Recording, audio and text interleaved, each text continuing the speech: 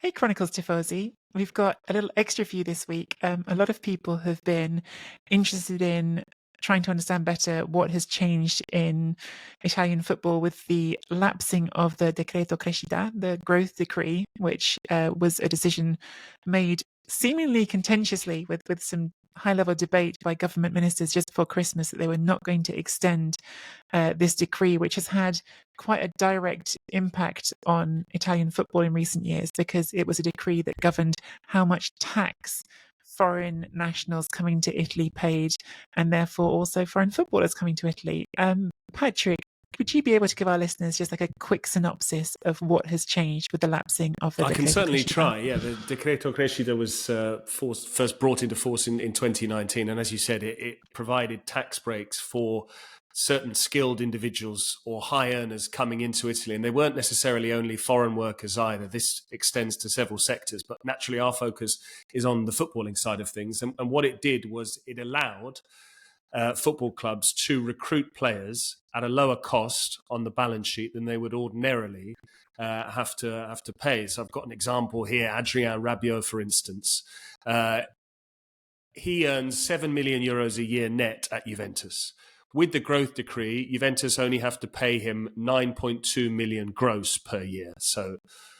But without the growth decree, which has now elapsed, they'd have to pay him 13 million euros. So there's a massive difference. There's almost 4 million euros difference in how much it's going to cost Juventus as an organisation to be able to pay his wages, because there are tax breaks. So you would pay a lower rate of income tax based on your earnings, I think, for 5 years. So that was basically what the growth decree was. It was to try and stimulate skilled workers coming into the country, to try and boost the economy as part of a larger package of measures which are all there to try and stimulate the Italian economy following the effects and repercussions of COVID-19 and so on and so forth. And unfortunately, it became controversial, and certain ministers have decided to do away with it. And so there was hopes that there would be a 28-day grace period, or a grace period at least up until February, to allow Italian clubs to harness this tax break as well, and this mechanism, at least for the January transfer window. They're not going to backdate it. It's not going to be any retroactive changes to contracts, obviously, which are already existing deals, but it has impacted the room for manoeuvre for Italian clubs going forward in terms of being able to recruit the best talent, and it has implications for competitiveness. I think Beppe Marotta, the Inter CEO for sport, has said 18 months shy of the first ever 32-team Club World Cup, this is really going to impact how those two Italian representatives are going to be able to test themselves against some of the best teams in Europe and the world.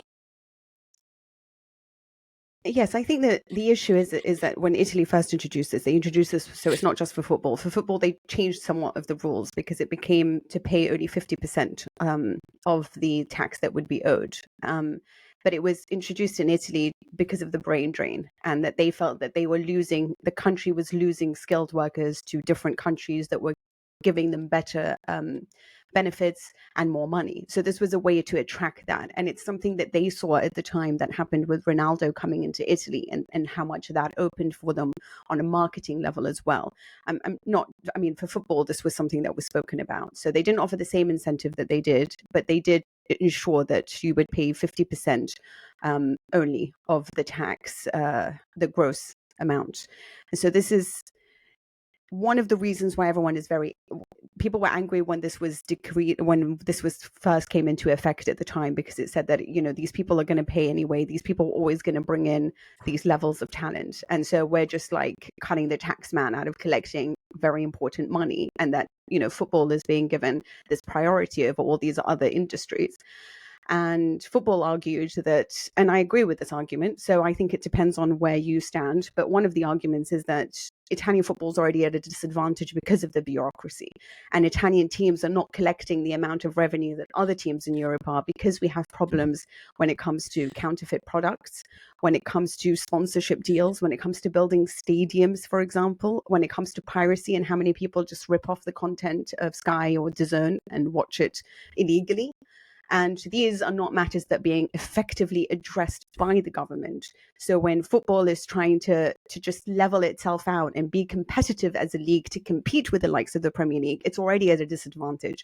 Offering them the growth decree just allowed them to somewhat claw that advantage back to at least be competitive and bring in some of the players. On another level, I sort of agree with it going in one way or another now, because you're not bringing in the best anymore. There isn't a Ronaldo to bring in, right? And at the moment, it's Saudi Arabia for all the veterans. If you are Milinkovic-Savic and you just want to get paid, right, you're going to go to Saudi. A lot of these guys will choose Saudi now, or go to the Premier League, who are Aston Villa, who will want all of these guys. So is it really offering, or is it just making Milan or other teams, I mean, Juventus, whoever, fill themselves up with a lot of foreign talent at the expense of our youth? Can I just come in on that? Because I think this is like one of the really interesting points about this conversation. And there's lots that goes into this conversation that's interesting. We've heard lots of sporting directors talk about how it's going to make their life more difficult this January. And I think sort of broadly, the response in Italy has split down two lines. You've got clubs and sporting directors who don't like the change because it's going to restrict their options signing foreign players, because now signing foreign players costs more. Worth saying as well on that point that it's not being applied retrospectively. So if you're already under contract, you continue to enjoy the benefits of the old law for another 5 years. So it won't affect teams who've already recruited players, but it will affect recruitment going forward. On the other side of things, you have the Italian Players Union, who immediately said, well, this is good news because it's going to get Italian players more opportunities. And I thought one of the interesting things to sort of look at with this, because I think that sort of split gets an instant emotional reaction from people in terms of how they think it will affect football. Will it make the domestic game stronger or not? So I thought it was interesting to just have a comparison right away with the other big leagues around Europe. And so this is from transfermarket.com, but their numbers for this season: minutes played by players was domestic against foreign. So the Premier League has 29.7% of minutes played by domestic players, 70.3% of foreign. So that's the highest of the top 5 leagues. The lowest is La Liga, which has 57.7% domestic against just 42.3% foreign. So quite a sort of outlier in this group, as it's actually the only country where there's more minutes played by domestic players than by foreign players. Serie A is second on the list after just the Premier League, with 63.5% of minutes played by foreign players. So without question, in the context of the big leagues, Italy has tended towards more foreign players than everyone except for England. I think within that, there's a really interesting sort of sub-conversation, which is because people then say, well, it's going to be better for the national team. I think a lot of people would argue that the Premier League being 70% foreign hasn't hurt the national team, given that the national team is as strong as it's been in a long time.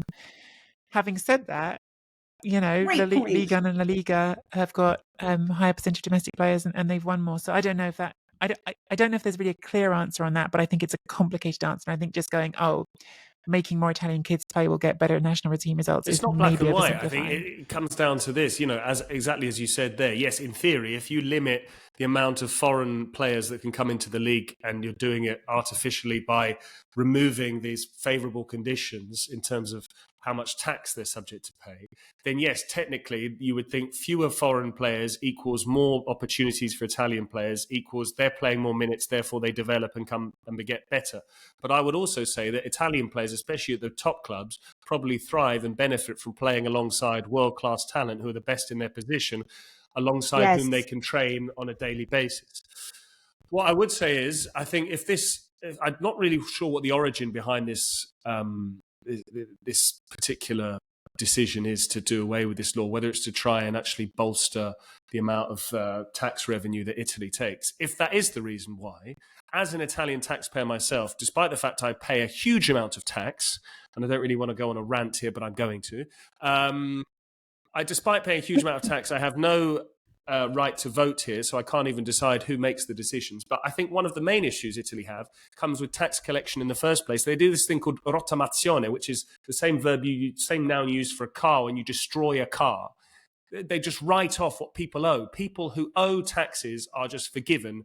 Every few years, they just say, okay, don't worry, you can't afford to pay us. We'll just wipe the slate clean and we'll move on. And there's so much of that, as well as, you know, we're not even talking about tax evasion here. This is this is legal. It's not even tax avoidance. We've seen that with Premier League clubs where they pay, I think, 45% income tax, the top bracket, and then 19% on image rights. So you've seen Premier League clubs structuring whereby players have more of what they earn through the image rights. So therefore they have a greater take-home pay. And I think HMRC, His Majesty's Revenue and Customs, as we should now call it, I think they're even looking into that to see as to whether that's all above board. So, but this is nothing new. I think we saw it, didn't we, with Beckham in MLS. They created the designated player rule to try and get around their salary cap. We saw it with Beckham in Spain, 2004 to 2010. There was the Beckham law. Beckham law. So clearly, there are periods of time when you try and incentivize the best players coming into your league. But I think Mina made a really good point. If it's Cristiano Ronaldo, yes, it makes sense to pave the way for these players to come in, because then you're beating off rival leagues who are competing for that talent. But if it's just going to be you can bring in foreign players at a reduced rate, then I don't know whether that's necessarily serving the purpose that the law was initially drafted for.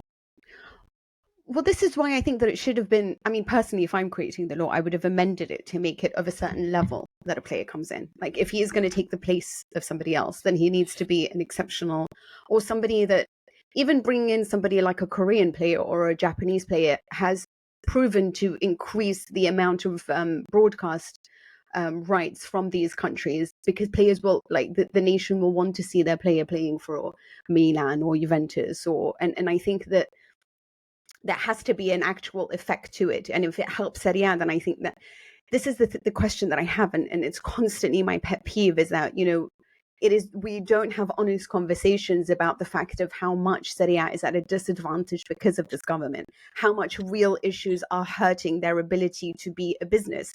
And unfortunately, whether we want to, we can't still live in 1930 where everything is a relic, where we all, talk about San Siro. It's wonderful. It's a wonderful stadium. It's my favorite stadium. But at the end of the day, we need to move forward. And if you want to have a future, then you must be able to get over your past.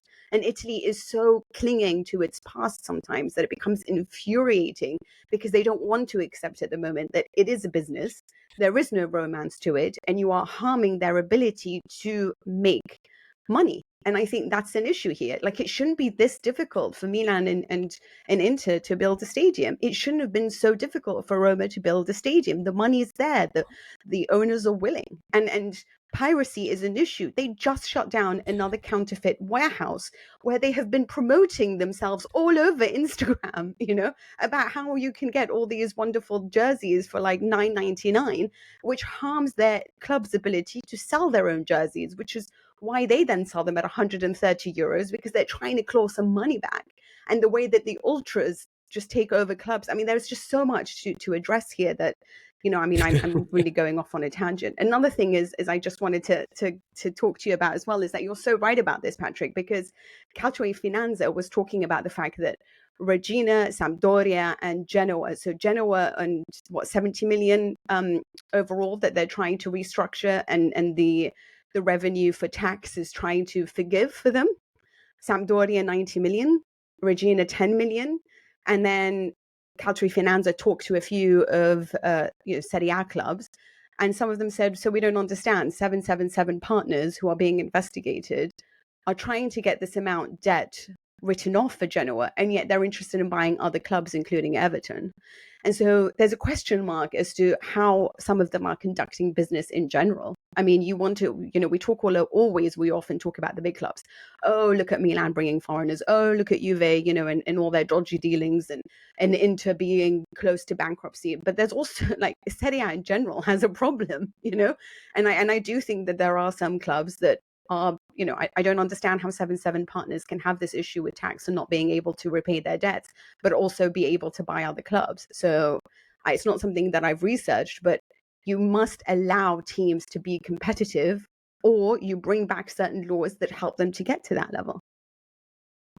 I think you're sort of touching on some really, like, important things there, Mina. I don't think it's a tangent at all, and I think it's kind of where I'm at with this whole discussion as well. There's been sort of this immediate reaction to, the decreto felicità, and some people, like I was saying before, like, this is definitely good because it's going to get the Italian players more chances, and some people saying, it's definitely bad because we won't be able to attract big talent. And I think that, being honest, it's going to have an impact, but I don't think this cuts to the fundamental issues of Italian football. And I don't think getting rid of it is suddenly going to fix the things that ail Italian football. I think that's a far sort of more involved and complicated conversation, some of which comes to the government, which you've just touched on, some of which comes to how the clubs have allowed themselves to be run and how they've let themselves get bogged down in petty squabbles instead of doing things that would be collectively helpful.